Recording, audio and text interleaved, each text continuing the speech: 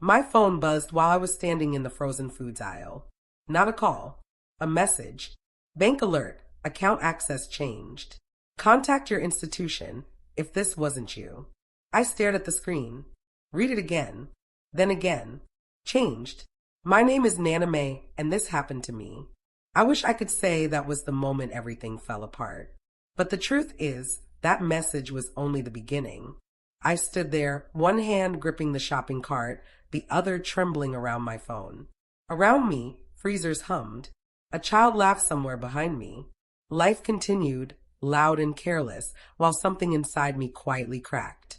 I tried to open my banking app. Loading. Loading. Then, access denied. I felt heat rise up my neck. No, I whispered, embarrassed even saying it out loud. I tried again. Same message. I thought of my son, Daniel. 38 years old. Married. Responsible, or so I believed. We shared some accounts. Nothing dramatic. Just practical things. Bills. Emergency access. Just in case, Mom, he'd said. After everything I sacrificed. I trusted that just in case. I pushed the card away and walked out of the store without buying anything. I didn't cry. Not yet. In the car, I called Daniel. Straight to voicemail. I called again. Voicemail. I stared at the dashboard, my reflection faint in the glass. Older than I felt. Tired in places sleep couldn't fix. I texted him. Me. Daniel, did you change the bank access? Me. Call me when you can. 3 dots appeared. Then disappeared. I sat there longer than I should have. Long enough for the anger to try to surface. Long enough for humiliation to creep in behind it. When did I stop being someone who deserved an explanation? By the time I drove home, I had convinced myself it was a mistake. A technical issue. A security update. That's what I told myself. Because the alternative hurt too much. My house greeted me with silence. The same silence I'd been coming home to more often lately. Daniel used to stop by unannounced. Just checking on you, Mom. Now he needed an appointment. Or worse, he sent his wife, Lena. She smiled with her mouth, never her eyes. That afternoon, I stood in my living room and looked around like I was seeing it for the first time. The couch I paid off early. The rug I brought back from a trip Daniel barely remembered. The framed family photos, carefully curated, carefully outdated. I told myself I was being dramatic. Still, something felt off. That's when I remembered the cleaning lady. I had hired her that morning. A local service. Trusted. Recommended by a neighbor. I wasn't supposed to be home. I almost canceled. Something stopped me. At 3:17 p.m., my phone rang. Unknown number. I answered without thinking. Hello. There was breathing on the other end. Shallow. Nervous. Mrs. Carter, a woman asked. Yes, this is she. This is Rosa. I'm from Bright Hands Cleaning. Oh, yes. Everything okay? There was a pause. Then she said it, in a voice barely above a whisper. Ma'am, there's someone in your house. I laughed. A small, confused sound. That's not possible, I said. I'm home. Another pause. Then, I'm standing in your guest bedroom, she said. And someone just walked into the kitchen. My stomach dropped. I don't understand, I said slowly. I didn't give anyone else access. She lowered her voice. They unlocked the door with a code. My mouth went dry. A code? Yes, like they knew it. I walked toward the kitchen, my heart thudding so loudly I could hear it in my ears. Rosa, I said quietly, stay where you are. I rounded the corner and froze. Lena stood at my kitchen counter, shoes off, bag on the chair, scrolling on her phone like she belonged there. She looked up. Oh, she said lightly. You're home. I couldn't speak. My chest felt tight, heavy, as if the air had thickened around me. You didn't say you were coming, she added, annoyed. I thought you'd be out. I glanced at the keypad by the door. The keypad I never shared the code to. How did you get in? I asked. She shrugged. Daniel gave it to me. Of course he did. Rosa peeked out from the hallway, eyes wide. I can come back another time, she said quickly. No, Lena said sharply. It's fine. She turned back to me, lowering her voice. We needed to grab something. We. I echoed. She sighed. Mom, don't make this awkward. That word. Mom. She only used it when she wanted something. What did you need? I asked. She hesitated, then smiled. The documents. My stomach tightened. What documents? She tilted her head, studying me like I was being difficult on purpose. The house papers. I felt something cold slide through me. I don't know what you're talking about. Her smile faded. That's strange, she said. Daniel said you were aware. Aware of what? I looked at Rosa. She looked at the floor. I'll just wait outside, she murmured. The door closed behind her. Lena leaned against the counter. Look, she said, lowering her voice. We're just trying to get things organized. Organized for what? I asked. She hesitated again. Too long. Mom, she said gently, you should sit down. I didn't. I couldn't. When did you change the bank access? I asked. Her eyes flickered. I didn't, she said quickly. Daniel handles all that. The way she said it. Too rehearsed. I walked to the drawer where I kept my important papers. It was open. The folders were disturbed. Not missing. Just touched. Did you go through my things? I asked.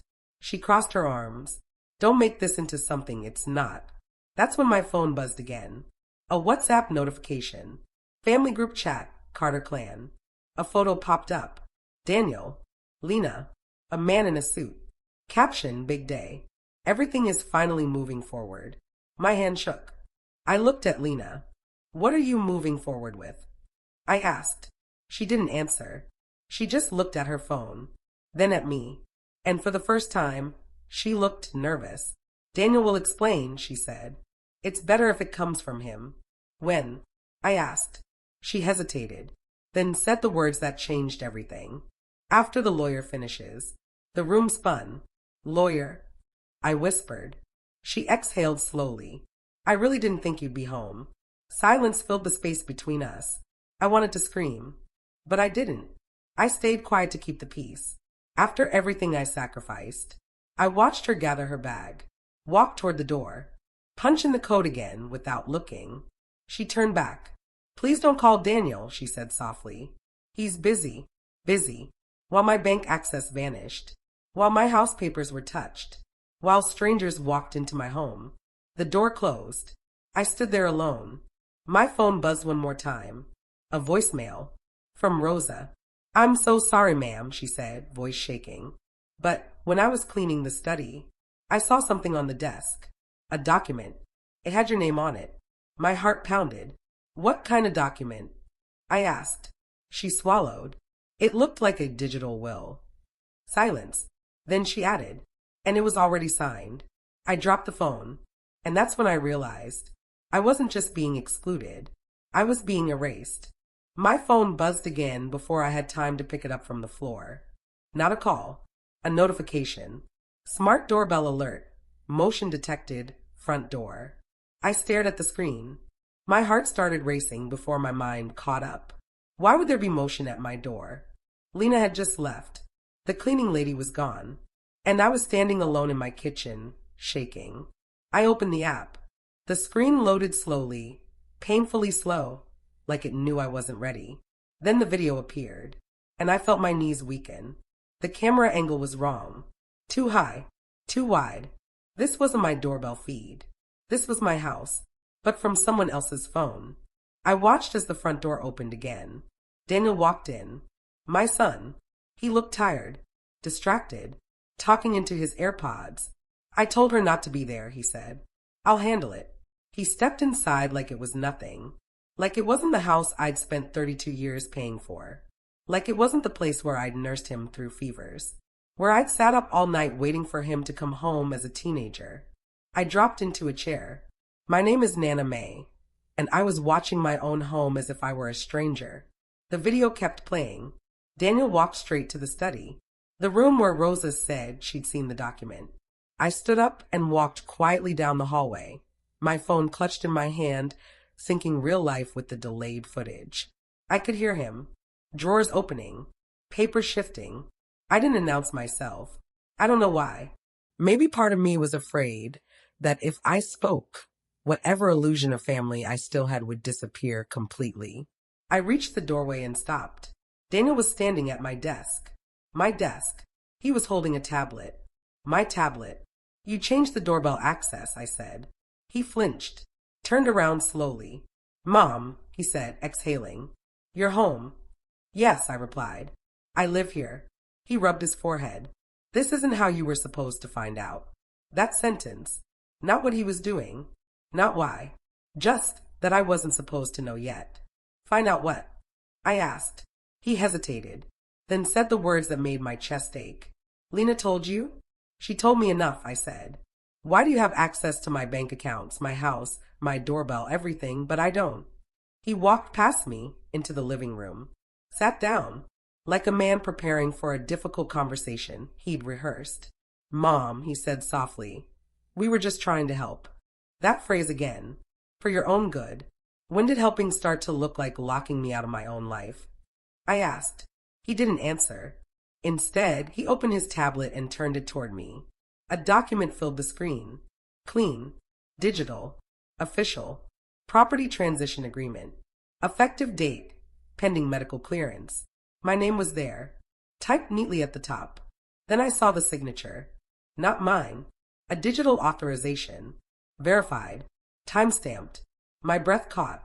I didn't sign this, I said. Daniel nodded. I know. The room felt suddenly very small. Then how was it signed? I asked. He swallowed. You gave consent. I laughed. A sharp, broken sound. No, I said. I didn't. Yes, he said gently. You did. Last year. My head started spinning. That's impossible. He leaned forward. You were in the hospital. I froze. Images flooded back. White walls. For beeping. A nurse asking me to sign something on a tablet. Pain medication. Fog. I thought that was a consent form, I whispered. It was, Daniel said. For emergency decision-making. And the house? I asked. He looked away. It was part of the same digital packet. I felt humiliated. Not loudly. Not publicly. But in that quiet, devastating way where you realize your trust was used against you. You let me sign my house away while I was medicated? I asked. No, he said quickly. We didn't let you. It was just there. Standard procedure. Standard for who? I asked. He didn't answer. My phone buzzed again. This time, it was a WhatsApp voice note. From Lena. I pressed play. Her voice filled the room. Daniel, she wasn't supposed to be home. I told you to handle it before she got suspicious. If she starts asking questions, we'll look guilty. Just stick to the plan. Silence followed. Daniel's face drained of color. I stared at him. You have a plan, I said quietly. He stood up. Mom, please. No, I said. I want to hear it.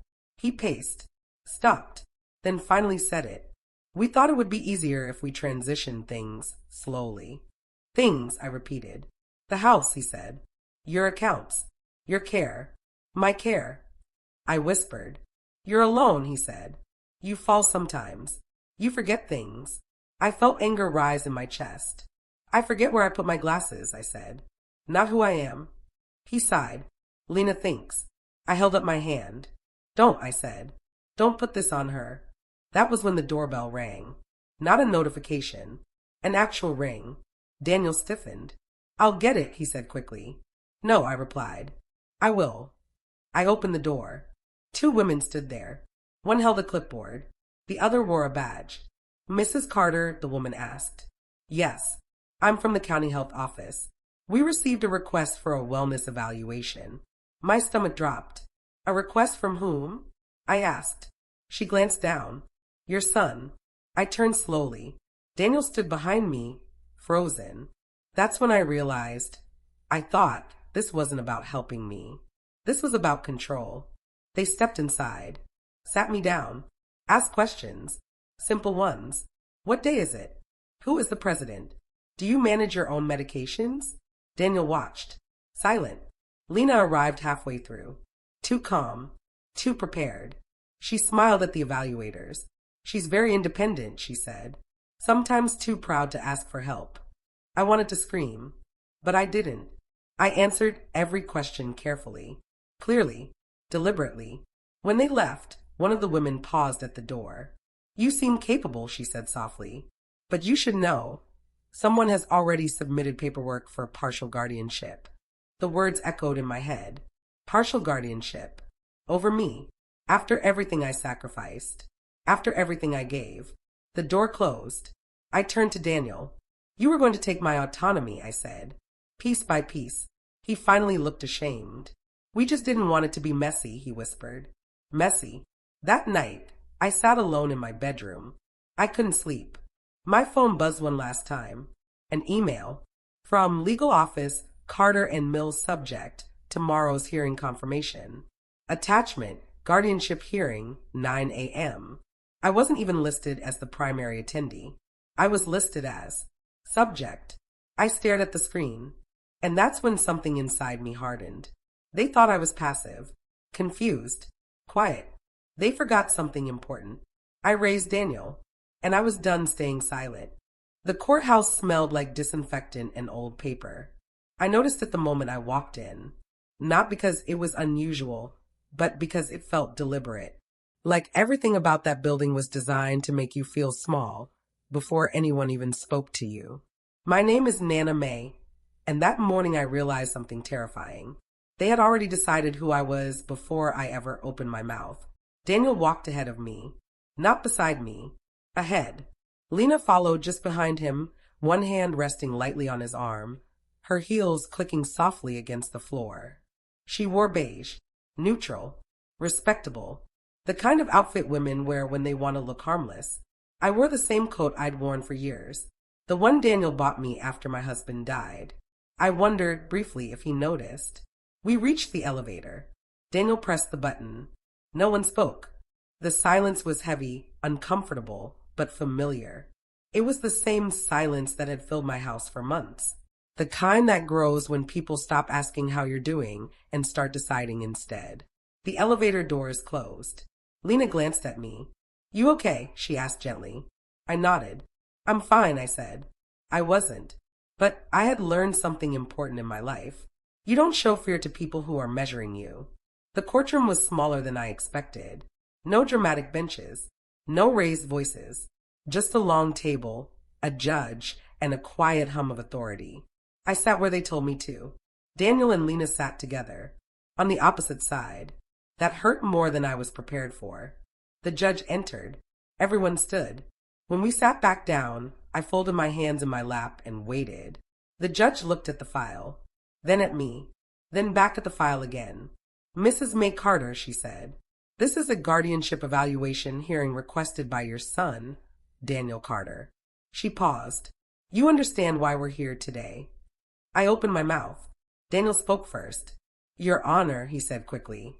My mother has been struggling. Memory lapses. Confusion. We just want to make sure she's protected. I turned toward him. He didn't look at me. The judge nodded. And you are Mrs. Carter's daughter-in-law, she asked. Yes, Lena said softly. I care about her deeply. I almost laughed. Deeply. The judge turned to me. Mrs. Carter, she said, before we begin, do you have legal representation? I shook my head. No, I said. I wasn't informed I needed one. Lena shifted slightly. Daniel's jaw tightened. The judge made a note. All right, she said. This is an evaluation, not a ruling. We'll hear statements. She turned to Daniel. You may begin. Daniel stood, cleared his throat. I love my mother, he said. She's always been strong, independent, but lately she's had trouble keeping track of things. Bills, appointments.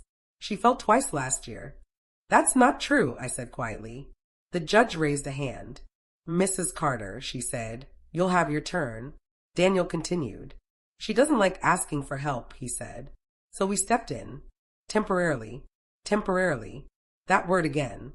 He talked about my hospital stay, about medications, about the documents I signed.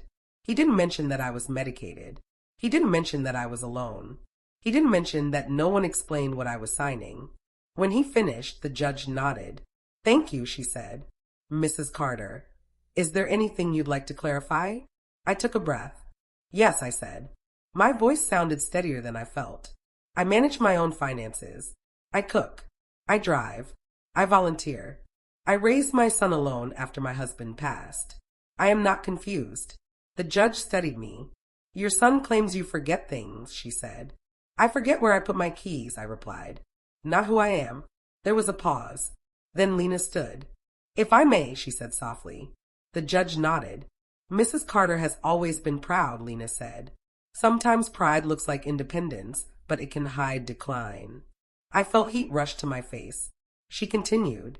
She once left the stove on, Lena said. She forgot a doctor's appointment. She refuses help. I turned to her. That appointment was rescheduled, I said. And the stove? Mrs. Carter, the judge said gently, please. Lena looked at me then. Really looked. And for the first time, I saw something behind her eyes. Relief. Because this was working. Then the judge said something that made my stomach drop. I see here, she said, flipping a page, that we have a witness statement. Daniel stiffened. Lena's smile faltered. A witness? I asked. Yes, the judge said. A third party who submitted concerns. I looked at Daniel. Who? I asked. He didn't answer. The door at the side of the courtroom opened, and Rosa walked in. The cleaning lady. She looked terrified. Her hands shook as she held a folder. I didn't know, I whispered. I didn't know they'd bring you here. She glanced at me, then at Daniel, then at the judge. I'm sorry, she said softly. I didn't want to cause trouble. The judge nodded reassuringly.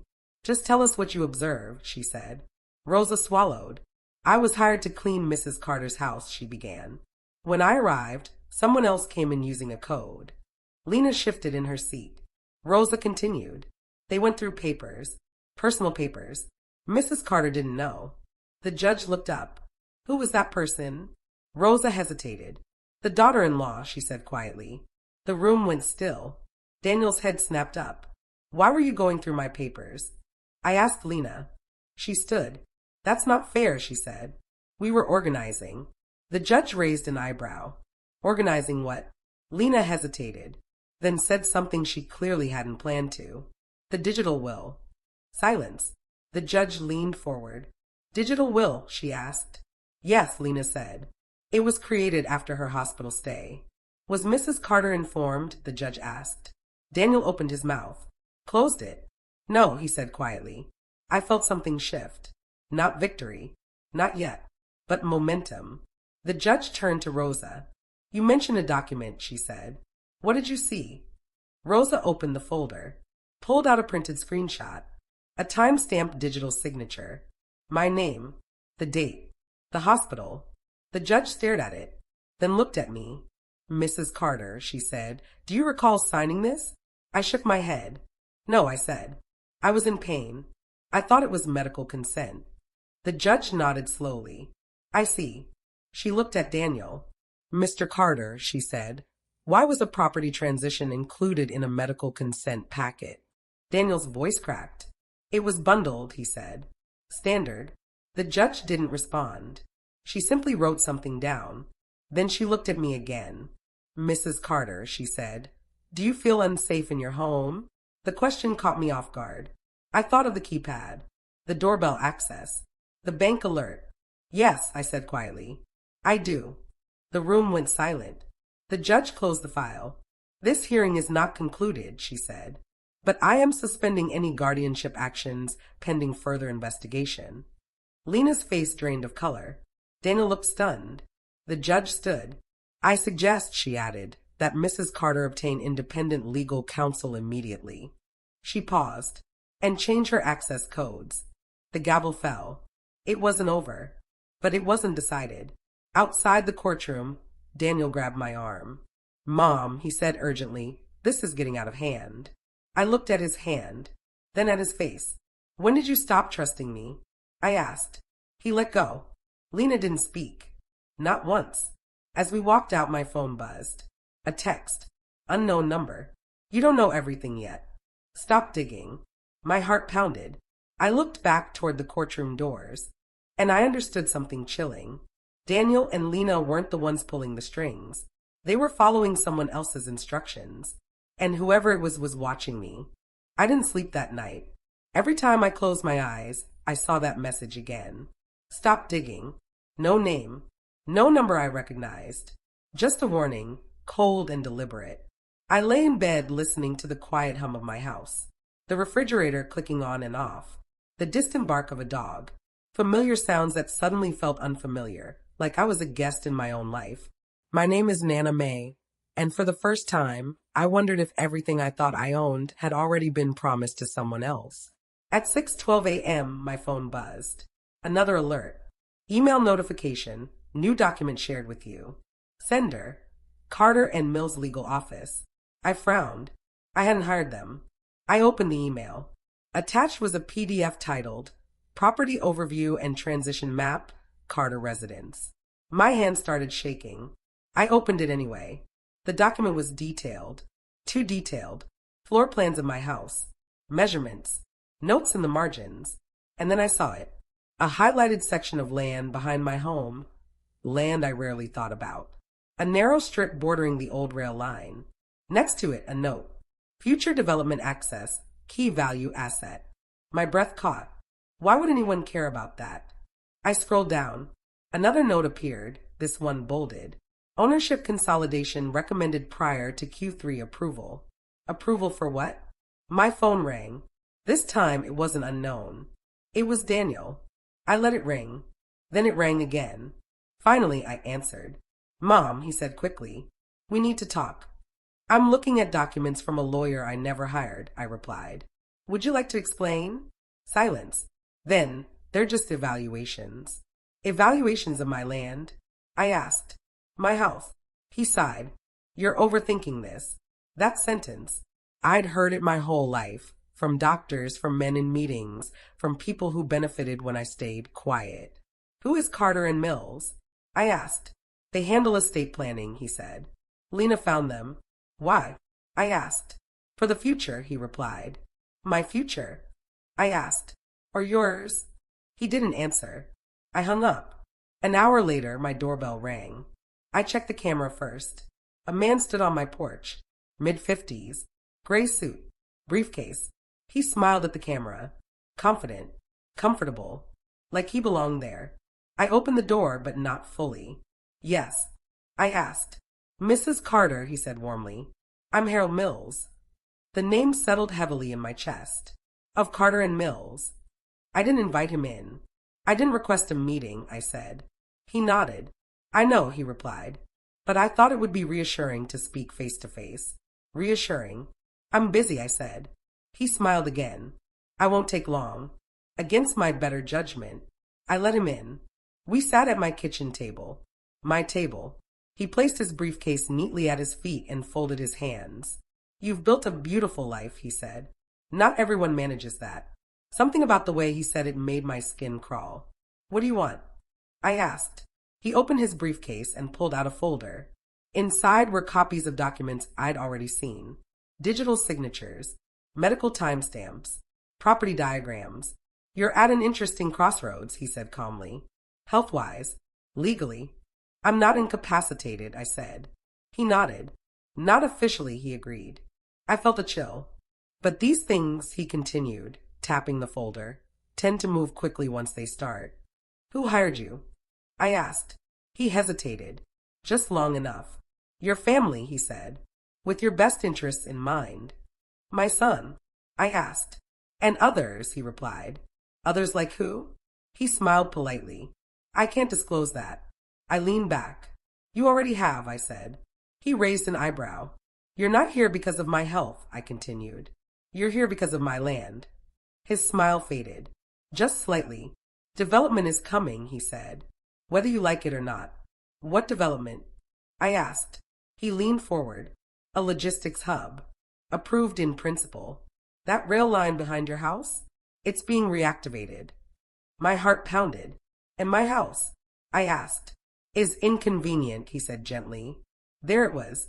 You were going to take it, I said. He didn't deny it. We were going to make the transition smooth, he said. For everyone. For me. I asked. He looked at me. Really looked. And then he said something that made my blood run cold. Mrs. Carter, he said, you were never meant to stay there. I stood up. That's enough, I said. You need to leave. He gathered his things calmly. At the door, he paused. One more thing, he said. If you seek outside counsel, this will become adversarial. I met his gaze. It already is. After he left, I locked the door. then changed the keypad code, then changed it again. I sat down and cried. Not loudly, quietly. The kind of crying you do when you realize how close you came to losing everything without ever being asked. That afternoon, I drove to the hospital. I requested my records. All of them. The clerk looked surprised. You want digital access? She asked. Yes, I said. Immediately. By evening, I was reading. Consent forms, timestamps, embedded links. And then I saw it. A small checkbox. Include estate planning packet. Checked. Automatically. My chest tightened. They hadn't forged my signature. They'd hidden the truth inside something I trusted. My phone buzzed again. A call. Unknown number. I answered. This is a mistake, a woman said quickly. You're not supposed to see that yet. Who are you? I asked. She hesitated. My name is Evelyn, she said. I work for the county zoning office. My heart skipped. Why are you calling me? I asked. Because your property is the final holdout, she whispered. And someone just moved up the timeline. Who? I asked. She lowered her voice. Your daughter-in-law's brother. The name hit me like a slap. Mark. Lena's brother. The one who worked in infrastructure. The one who always asked questions about my backyard. The one who once joked, "This place is worth more than you think. Why are you telling me this?" I asked. There was a pause. Because my mother lost her house the same way, she said. And no one warned her. The call ended. I sat there in silence. Everything clicked. This wasn't about care, or concern, or my memory. This was about position, power, timing. I wasn't being protected. I was being managed. That night, I opened my laptop and searched for lawyers. Independent ones. The kind who didn't smile too easily. I sent 3 emails. By morning, one replied. Short. Direct. I can meet today. Bring everything. As I shut the laptop, my phone buzzed again. A message from Lena. We need to talk. Things are getting complicated. I stared at the screen. Complicated. For whom? I didn't reply. Instead, I whispered to myself, not this time, because I finally understood the truth. They weren't afraid I'd forget. They were afraid I'd remember. The cafe was louder than I expected.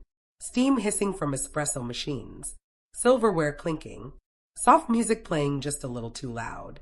It was the kind of place people chose when they wanted to feel invisible in public. My name is Nana May, and I was sitting in the corner booth of that cafe because my daughter-in-law thought I was still confused and quiet and 2 steps behind. She was wrong. I arrived 15 minutes early, chose a table with my back to the wall. I ordered tea I didn't drink, and I waited. At exactly 10:07 a.m., Lena walked in. She didn't see me at first. She was scanning the room, phone in hand, nerves written all over her face. She wore sunglasses even though it was cloudy outside. Her shoulders were tight. Her jaw clenched. She wasn't here to talk to me. She was here to talk about me. A man followed her in moments later. Tall, broad-shouldered, confident in that careless way men get when they think they already own the outcome. Mark. Her brother. He hugged her quickly. Too quickly. They sat at the table 2 booths away from me. Close enough. Close enough to hear everything. I adjusted my scarf. Checked my phone. Pressed record. I told myself my hands weren't shaking. They were. You're sure she doesn't know? Mark asked. Lena sighed. She suspects, she said. But Daniel thinks it's just stress. That name again. Daniel. Always positioned as the shield. She went to court, Mark muttered. That wasn't supposed to happen, Lena snapped. The lawyer said we had more time. I held my breath. Mark leaned forward. Look, the zoning board fast-tracked approval, he said. But her house is the last obstacle. Obstacle. That's what I was now. I told you, Lena said. We should have moved faster when she was in the hospital. My stomach turned. Mark scoffed. You did, he said. You got the signatures. But not full guardianship, she replied. The judge suspended it. Mark slammed his hand lightly on the table. Because she's still legally competent, he said. Which means she can blow this up. They went quiet. I could hear my heart pounding. Then what do we do? Lena asked. Mark smiled. The kind of smile that doesn't reach the eyes. We make her look unstable, he said. I felt cold. How? Lena asked. She already thinks people are watching her, he replied. Paranoia plays well in court. I swallowed hard. Daniel won't go for that, Lena said. Mark leaned back. Daniel doesn't need to know everything, he said. He just needs to believe he's helping his mother. Silence. Then Lena said something that broke my heart. He really loves her, she said quietly. Mark shrugged. Love doesn't stop progress. I wanted to stand up, to scream, to expose them. But I didn't. I stayed quiet to keep the peace. Isn't that what I'd always done? Mark pulled out his phone. Once the property consolidates, he said, the payout will be enough for everyone. Everyone? Lena asked. You, he said. Daniel. Me. And her. Lena asked. He paused. She'll be comfortable, he said. Somewhere smaller. Somewhere smaller. My house. My life. Reduced to a footnote. Lena hesitated. She built that place, she said. After everything she sacrificed. Mark's voice hardened. She doesn't get to block an 8-figure project because of nostalgia. 8 figures. I felt dizzy. Mark stood. Finish this, he said. Or I will. He walked out. Lena sat there alone. Her hands shook as she picked up her cup. She looked scared. That's when I stood up and walked toward her. She looked up and froze. Her face went white. Nana, she whispered. Hello, Lena, I said calmly. I hope I'm not interrupting. She stared at me. How long? She asked. Long enough, I replied. People glanced over. I didn't care. You recorded us, she said. Yes, I replied. She stood quickly. Please, she said, lowering her voice. Let's talk at home. I smiled sadly. My home? I asked.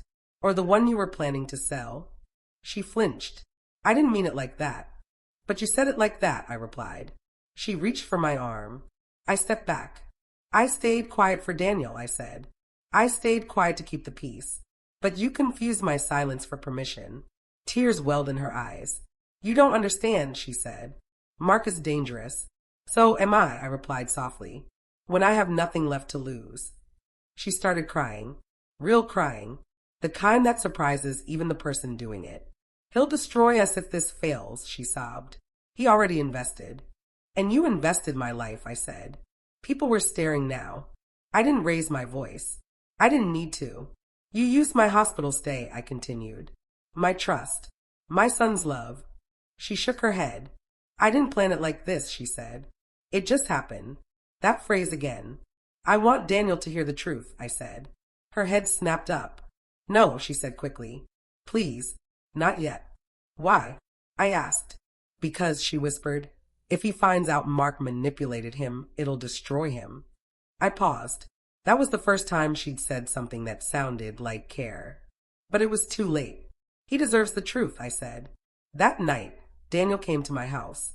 Not unannounced. He knocked. I opened the door. He looked exhausted. What's going on? He asked. Lena says you threatened her. I stepped aside. Come in, I said. We need to talk. We sat at the kitchen table. I placed my phone between us. I recorded a conversation today, I said. Before you say anything, just listen. I pressed play. Mark's voice filled the room. We make her look unstable. Daniel's face drained of color. Love doesn't stop progress.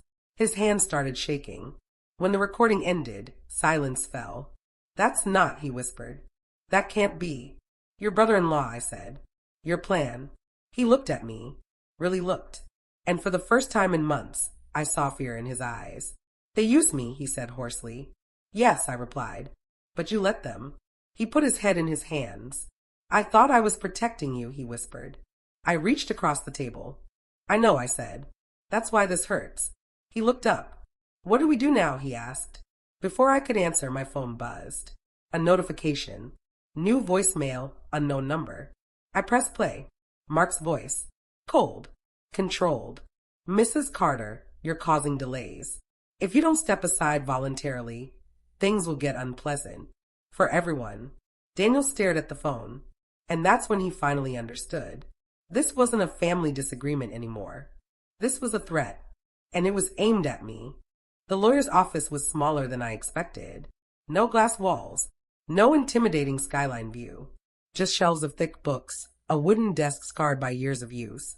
and a woman who looked me in the eye instead of at my son. Her name was Elaine Porter. She didn't smile when I sat down. She didn't rush me either. Start from the beginning, she said, and don't leave anything out just because it feels uncomfortable. My name is Nana May, and for the first time since this nightmare began, I felt something unfamiliar settle in my chest. Not fear. Clarity. I told her everything. The bank alert. The cleaning lady. The digital will. The guardianship hearing. The cafe recording. Mark's voicemail. Elaine didn't interrupt. She took notes. Slowly. Precisely. When I finished, the room was quiet. She leaned back in her chair and exhaled. They made one mistake, she said. My heart skipped. What? I asked. They assumed you wouldn't look, she replied. She reached for the folder I'd brought, my hospital records, the digital consent packet, the property documents, and began flipping through them with practiced speed. These bundled consent forms, she said, tapping the pages, are legal but fragile. Fragile how? I asked. She stopped. Turned the folder toward me. There's a clause, she said. One most people never read. She pointed. Section 14B. Cognitive capacity confirmation. My breath caught. What does it mean? I asked. It means, she said calmly, that any bundled legal authorization signed during medical treatment is void if cognitive capacity wasn't independently verified.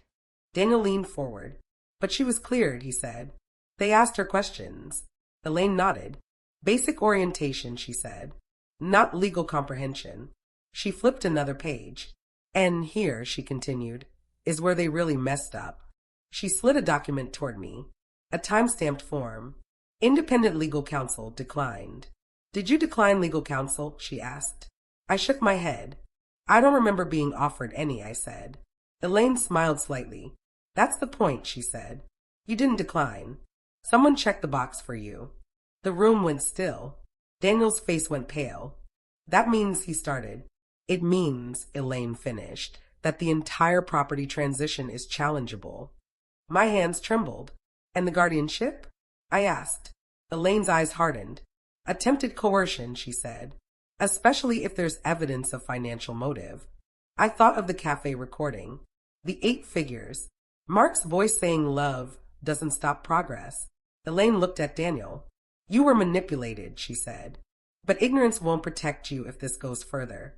Daniel swallowed. I'll testify, he said quietly. Against Mark. Against anyone. I looked at my son. Really looked.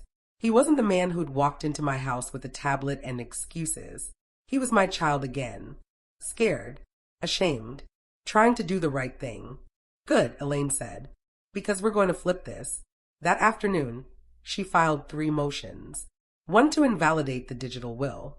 One to block any zoning-related transfer tied to my property. And one more. A notice of intent to investigate undue influence. Once this is filed, she said, Mark can't touch your property without triggering a formal inquiry. I felt something loosen inside me. Relief mixed with grief. Because none of this should have been necessary. As we left the office, Daniel's phone buzzed. He glanced at it, then froze. What? I asked. He turned the screen toward me. A message from Mark. Your mother hired a lawyer. That was a mistake. Daniel typed back. Stop contacting her. All communication goes through counsel. 3 dots appeared, then disappeared. Then Mark replied, You think she's winning? She doesn't know who else signed off. A chill ran through me. Who else? I whispered. Daniel shook his head. I don't know, he said. But he sounds nervous. That was when my phone rang. Not unknown. County clerk's office. I answered. Yes. Mrs. Carter, a woman said, we're calling to inform you that a development application listing your property as pending acquisition has been withdrawn. I blinked. Withdrawn? I asked. Yes, she said. Effective immediately. I looked at Elaine. She smiled. They're backing off, she mouthed. But the clerk wasn't finished. There's one more thing, she added. A counterclaim was submitted this morning. My heart sank. By whom? I asked. She hesitated. A trust, she said. The Carter Family Revocable Trust. I felt dizzy. I don't have a trust, I said. That's what we need to clarify, she replied. Because according to our records, it was established 5 years ago. 5 years? Daniel stared at me. That was around the time Dad died, he whispered. The call ended. The world felt unsteady. Elaine frowned. A trust changes things, she said. Especially if you're not the trustee. I didn't sign anything, I said. She nodded. I believe you, she said. Which means someone planned further ahead than Mark. That night, I sat alone in my living room. The house felt different now. Not weaker. Stronger. Like it was listening. I opened an old drawer. One I hadn't touched in years. Inside were my husband's papers. His handwriting. Receipts. And at the bottom, an envelope. Unopened. Addressed to me. Dated 5 years ago. The year he died. My hand shook as I opened it. Inside was a letter. May, if you're reading this, it means I didn't get the chance to explain everything in person. There are people watching our property. They came to me first. I said no. They won't stop. Trust no one who tells you this is for your own good. Especially family. My breath caught. There was more. I set up protections. Quiet ones. Not even Daniel knows. If anyone tries to move the house without you, they'll regret it. I sat back. Stunned. My husband knew. All along. My phone buzzed.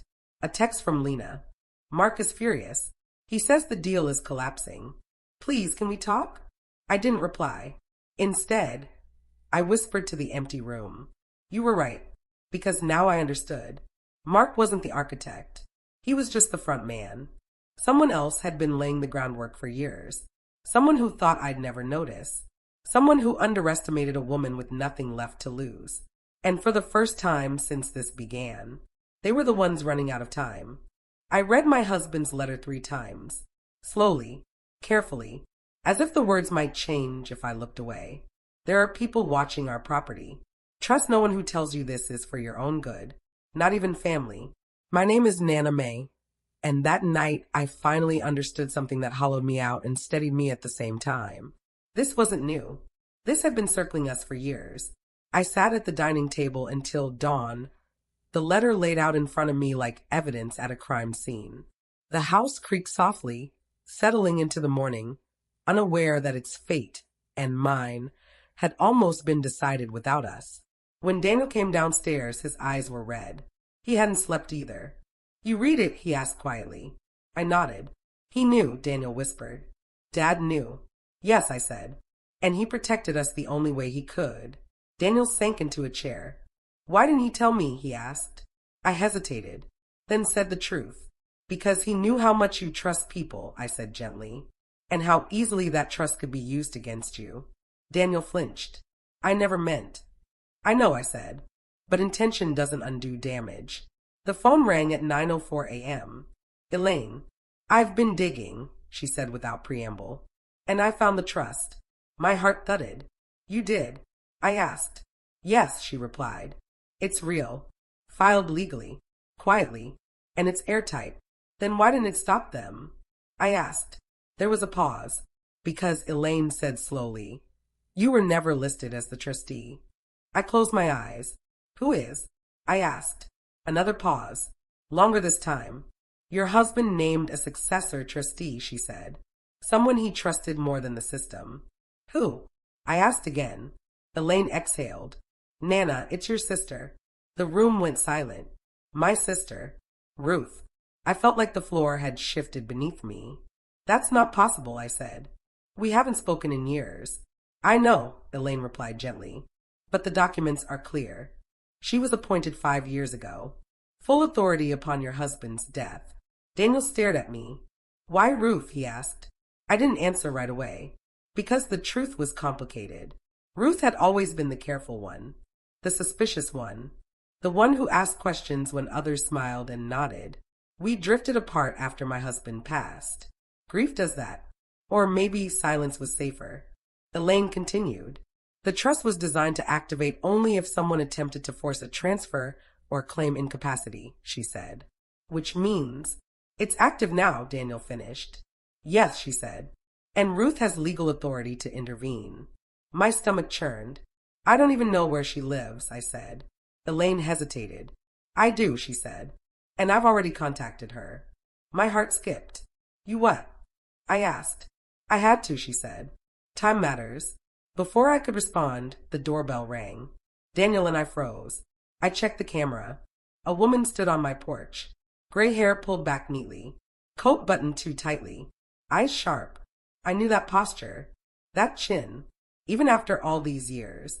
It's her, I whispered. Daniel's eyes widened. She's here, he asked. I stood up. My legs felt unsteady, but I walked to the door anyway. When I opened it, Ruth looked at me for a long moment. No hug. No smile. Just assessment. You look tired, she said. So do you, I replied. She nodded once and stepped inside without waiting to be invited. Some habits never change. We stood in the living room, facing each other like strangers who shared too much history. I didn't want it to happen this way, she said finally. You didn't want to tell me? I asked. She met my gaze. I didn't want to burden you, she said. You were grieving. And he asked me not to unless it became necessary. Necessary? I echoed. She glanced around. At this, she said. Daniel stepped forward. Aunt Ruth, he said carefully. Why didn't you stop them sooner? Ruth turned to him. Because, she said, your mother needed to see who she could trust. That stung. You let them almost take my house, I said. No, she replied firmly. I let them reveal themselves. Silence fell between us. Then she reached into her bag and pulled out a folder. Thick. Organized. I've been monitoring this for years, she said. Quietly. She opened it. Emails. Zoning notices. Meeting minutes. Names circled in red. Mark's name appeared more than once. So did another. One that made my breath catch. Lena. Not just recently. Going back years. She married into your family with a plan, Ruth said calmly. And she wasn't alone. Daniel's face crumpled. No, he whispered. She loved me. Ruth softened slightly. I think she did, she said. But she loved opportunity more. My phone buzzed. A message from Lena. Please. I'm scared. Mark is blaming me. I showed it to Ruth. She nodded. Of course he is, she said. He's losing. Daniel looked between us. What happens now, he asked. Ruth closed the folder. Now, she said, we assert control. That afternoon, Ruth and Elaine worked together like they'd done it before. Cease and desist letters, trust activation notices, formal revocation of all unauthorized access. By evening, my phone buzzed nonstop. Bank confirmations, access restored, alerts reversed. For the first time in weeks, I could breathe. Then came the call. Mark. I didn't answer. Ruth did. She put it on speaker. You overplayed your hand, she said calmly. You don't know what you're dealing with, Mark snapped. Oh, I do, Ruth replied. You've been trying to consolidate property along that rail line for 7 years. You targeted widows and aging homeowners. My brother-in-law wasn't your first attempt. Silence. Then Mark laughed. You think a trust scares me, he said. No, Ruth replied. But the investigation should. Another pause. You involved a medical consent loophole, she continued. That crosses into criminal territory. Mark swore. The call ended. Daniel slumped into a chair. It's over, he whispered. Ruth shook her head. No, she said. It's shifting. That night, Lena came over. She looked smaller somehow. Defeated. She sat across from me at the table and didn't meet my eyes. I never meant to hurt you, she said. I studied her. When did you stop seeing me as family? I asked. She swallowed. When Mark showed me the numbers, she whispered. Daniel stood abruptly. Get out, he said. She looked at him, stunned. I said get out. She left without another word. The door closed. The house was quiet again. But this time it felt earned. Ruth turned to me. There's one more thing, she said. My stomach tightened. What? I asked. She hesitated. Your husband included a final condition in the trust, she said. One that hasn't been triggered yet. What condition? I asked. She met my gaze. If anyone in the family knowingly participated in an attempt to remove you from your home, they forfeit their inheritance. The words hung in the air. Daniel went pale. Mom, he whispered. I closed my eyes. Power, dignity, and grief twined together. Because I finally had leverage. But using it would cost me something I wasn't sure I was ready to lose. And that's when I realized the hardest part wasn't winning. It was deciding who I was willing to forgive. The courtroom smelled like polished wood and anticipation. Not fear. Not yet. Not quite. I sat in the front row, my hands folded in my lap.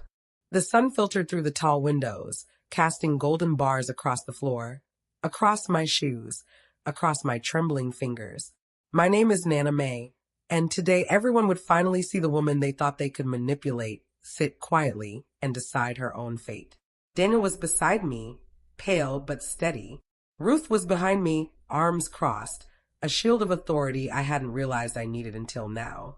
Across the aisle, Mark and Lena entered. Mark's usual swagger was gone, his jaw tight, his eyes darting to the judge as if seeking mercy he had no right to ask for.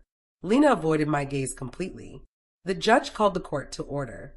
"Mrs. Carter," she began, "we are here to resolve the guardianship and property claims that have been contested in this case." I nodded silently. "You may begin," she said. Daniel stood first. "Your Honor," he said, voice trembling slightly, "I've been misled. Misled by people I trusted, people I thought had my mother's best interest at heart. But the truth is," he paused, swallowing hard, "she's been nothing but competent, loving, and aware. All of us, except my mother, made mistakes." I felt a flicker of pride. The judge nodded and gestured to me. I stood. The courtroom went quiet. I could feel the weight of every eye in the room. My son, my sister, the lawyers, Mark, Lena, the court reporter. Even the walls seemed to lean in. "I am Nana May," I said, voice steady, "and this happened to me." The courtroom shifted, just slightly. I was hospitalized, alone, vulnerable. I trusted my family and strangers, thinking they had my well-being in mind. Instead, they tried to take my home, my rights, my dignity. I paused. Let the words sink.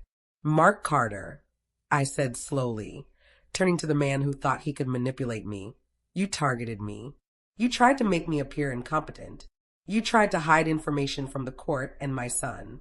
You underestimated me." His face hardened. "I have the evidence," I continued.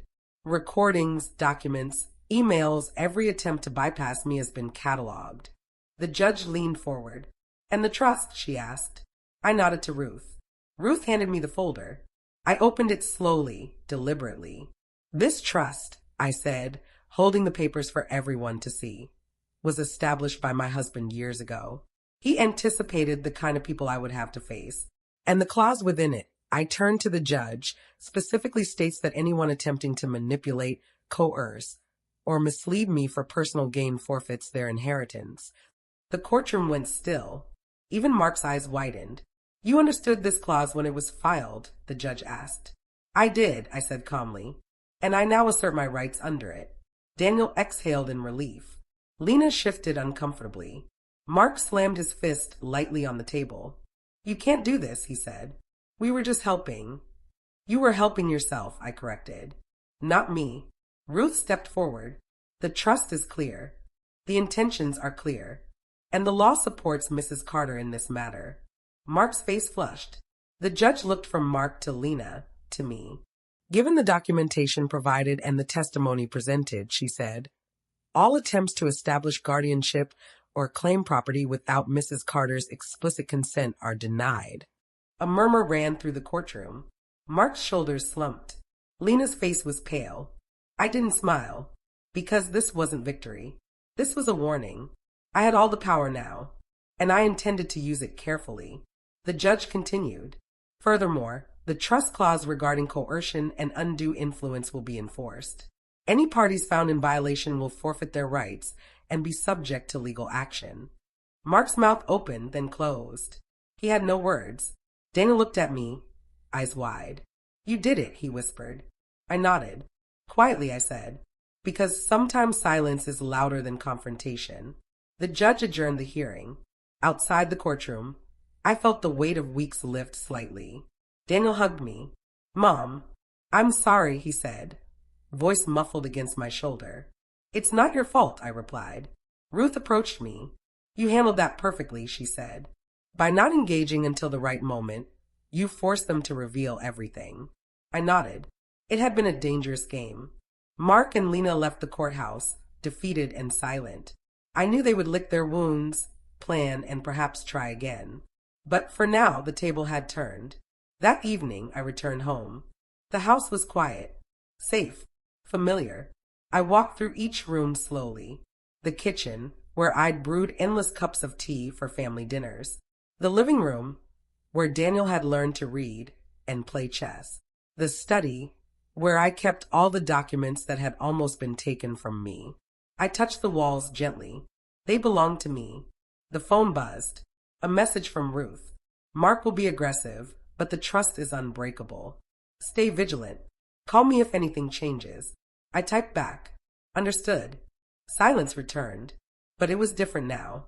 Controlled. Later that night, I sat by the window, looking at the faint glow of the streetlights.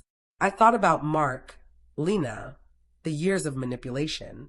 I thought about the courage it took to remain silent, to wait for the right moment. I thought about my husband, who had prepared this trap in advance. I thought about Daniel, learning to see the truth. And I realized something I hadn't understood before. Power isn't always loud. Sometimes it's quiet. Sometimes it's waiting. Sometimes it's knowing exactly when to act. I felt the edges of fear loosen for the first time in months. But I also knew this wasn't over. Mark and Lena could regroup. They could try again. And others might step into their place. I couldn't ignore that reality. I had to be ready. The night stretched on. I sat in the quiet, the letter from my husband on the table, the trust folder at my side, and a sense of determination I hadn't felt in years. This time, I was not vulnerable. This time, I was seen. This time, no one could manipulate me without consequences. And as I looked out at the darkened street, I whispered to myself, if they think I'll be silent next time, they're very wrong. The phone rang at 6:12 a.m. Not a text. Not a message. A call. That's how I knew it wasn't good. My name is Nana May, and the worst betrayals don't arrive loudly. They come early. Before coffee. Before courage. I stared at the screen. Unknown caller. I almost ignored it. Almost. Hello. I said, my voice still wrapped in sleep. There was breathing on the other end. Slow. Measured. Then a woman spoke. Mrs. Carter, she said gently, my name is Elise Rowe. I'm calling from the county clerk's office. My stomach tightened. Yes, I said. There was a pause. Papers shifting. A keyboard clicking. I'm calling to inform you that a new petition was filed last night regarding your estate. The room went very still. I thought this was over, I said quietly. Another pause. So did I, she replied. Which is why I felt it was important to call you personally. I sat up. Who filed it? I asked. The line crackled. Your niece, she said. The word hit me harder than any slap ever could. My niece, I repeated. Yes, Claire Whitman. Claire, my sister Ruth's daughter. The one who brought flowers to the hospital. The one who cried at my bedside. The one who said, Aunt May, I'm on your side. My hand started to shake. What kind of petition? I asked. Elise exhaled softly. She's claiming prior verbal consent. And cognitive decline. I closed my eyes. Not her. Anyone but her. That's not possible, I said. She knows that's not true. I understand, Elise said. But she submitted supporting statements. My throat went dry. From who? I whispered. There was a hesitation this time. From your son, she said. And from a medical professional. The room spun. Daniel. My Daniel. I ended the call without saying goodbye. I didn't scream. I didn't cry. I sat there, staring at the wall, replaying every conversation I'd ever had with Claire. Every smile, every hug, every reassuring word. I'm just worried about you, Aunt May. I want to help. You don't have to carry this alone. I pressed my fingers to my temples. I had been so careful, so patient, so silent, and still they found a way in. The phone buzzed again. A message. Claire, Aunt May, please don't panic. I know this is sudden, but I did what I thought was best. We need to talk. Best. That word. People always used it when they were stealing something from you. I didn't reply. Instead, I opened my email. There it was. Petition for emergency review. Estate and medical oversight. Time-stamped 11:47 p.m. While I slept, while I trusted, I scrolled, and then I saw it. A familiar signature. Daniel's. My chest tightened. I remembered the night before. He had come over late. Sat at the kitchen table. Wouldn't meet my eyes. Mom, he said, Claire's worried. About what? I asked. You, he said gently. About how much stress this has been. I'm fine, I said. You saw the judge. He nodded. I know, he said. But she thinks maybe long-term planning would help. Planning? I asked. He hesitated. Just in case, he said. I stared at the email now. He hadn't told me everything. He had signed something. Something he didn't fully understand. Or worse, something he did. The doorbell rang. Sharp. Insistent. I stood slowly. My legs felt heavy. When I opened the door, Claire stood there. Perfect posture. Soft smile. Concerned eyes. She held a folder. I didn't want you to hear this from strangers, she said. I stepped aside. She walked in like she belonged there. Sat at my table. Placed the folder neatly in front of her. I love you, Aunt May, she said. But this situation has gone too far. I stayed standing. What situation? I asked. She sighed. The chaos. The court. The stress. You don't see how it's affecting you. I'm standing right here, I said. Yes, she said softly. That's the problem. I felt something cold spread through my chest. What did you tell them? I asked. She folded her hands. That you've been forgetful, she said. That you've been emotional. That you've had moments of confusion. I laughed once. A short, humorless sound. You lied, I said. I protected you, she corrected. No, I said quietly. You positioned yourself. Her smile faltered. I don't want your money, she said quickly. This isn't about inheritance. Then why file it at night? I asked. Why not talk to me first? She looked away. You're not always reasonable anymore, she said. There it was. The sentence that destroys women my age. You're not reasonable. I built this life, I said. I survived this family. I survived men who tried to own me. And now you're telling me I don't know my own mind. She stood. I'm telling you that someone has to step in, she said. And if it's not me, it'll be someone worse. Like Mark? I asked. She didn't answer. That silence was louder than any confession.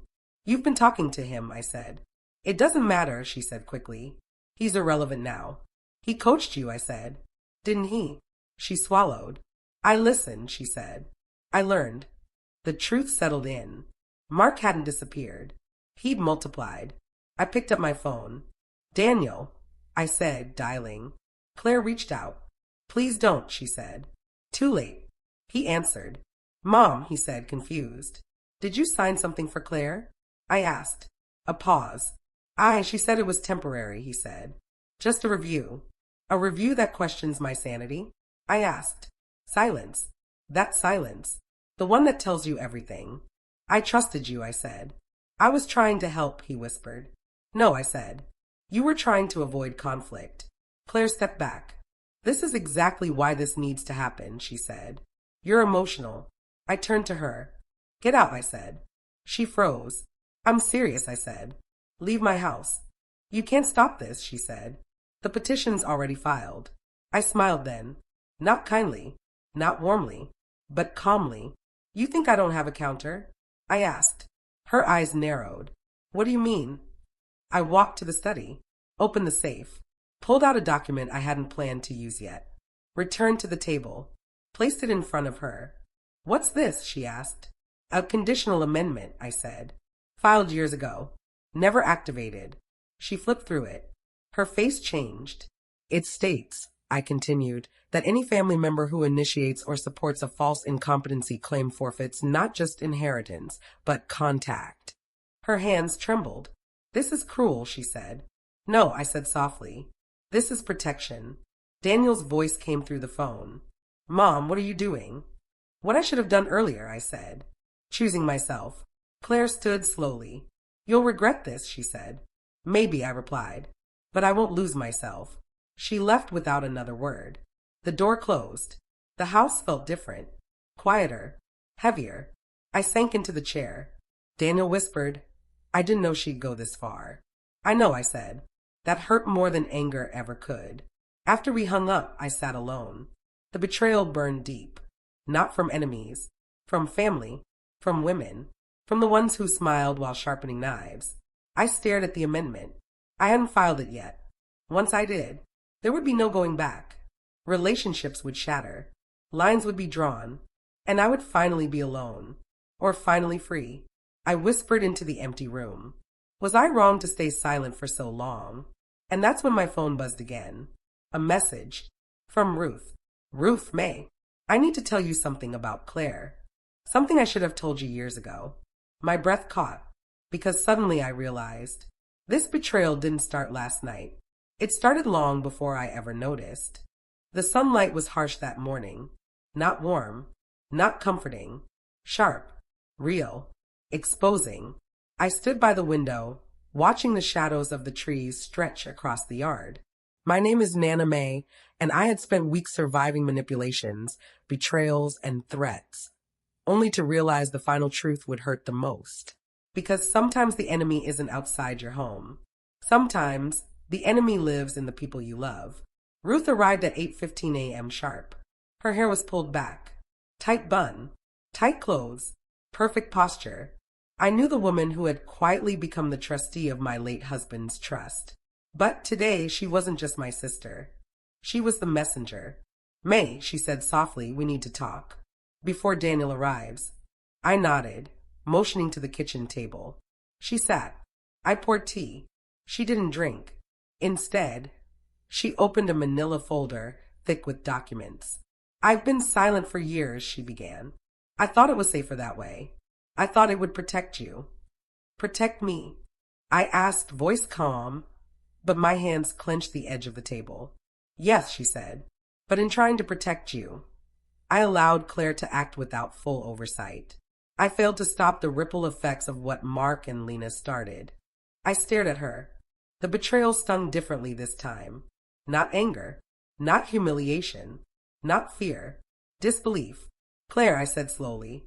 She filed a petition last night. Against me. Ruth exhaled. She hadn't lied. Yes, she said. And I should have told you years ago. But your husband, he set things up in a way that only someone who knew the family history could act on. And I misread the timing. Misread the timing? I repeated. She nodded. The truth, she said, voice low, is that Claire's actions, Mark's attempts, Lena's manipulations, they were all part of a larger pattern. One that goes back decades. I froze. Decades. I whispered. Yes, she said. Your husband suspected it too. And he hid a lot from both of us. He knew that the Carter family wasn't just about love and loyalty. Some of us had other ambitions. Long-term plans. I swallowed hard. The words sank. The weight of years. The quiet betrayals. The smiles that hid knives. They were plotting, I said. All this time. Ruth nodded again. Not just them, she said. Others too.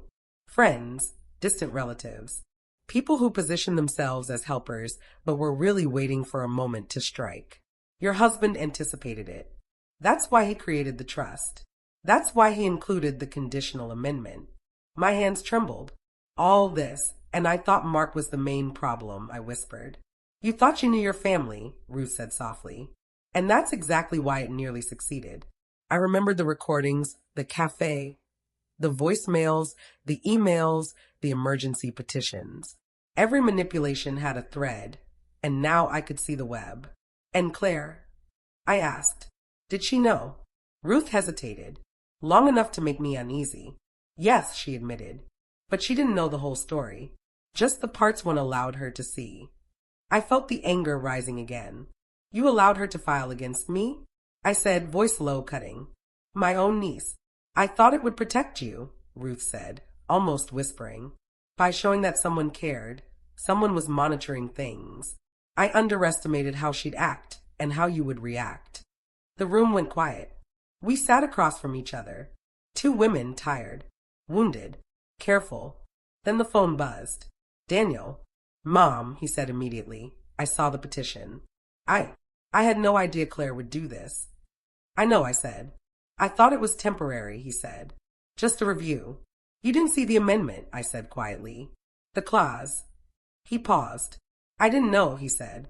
Daniel, I said, voice trembling just slightly. I have the power to enforce it, to protect myself, and to protect this house. Silence. He swallowed hard. You will, he asked. Yes, I said firmly, because I've stayed silent too long. And if silence is all some people understand, they'll understand it now.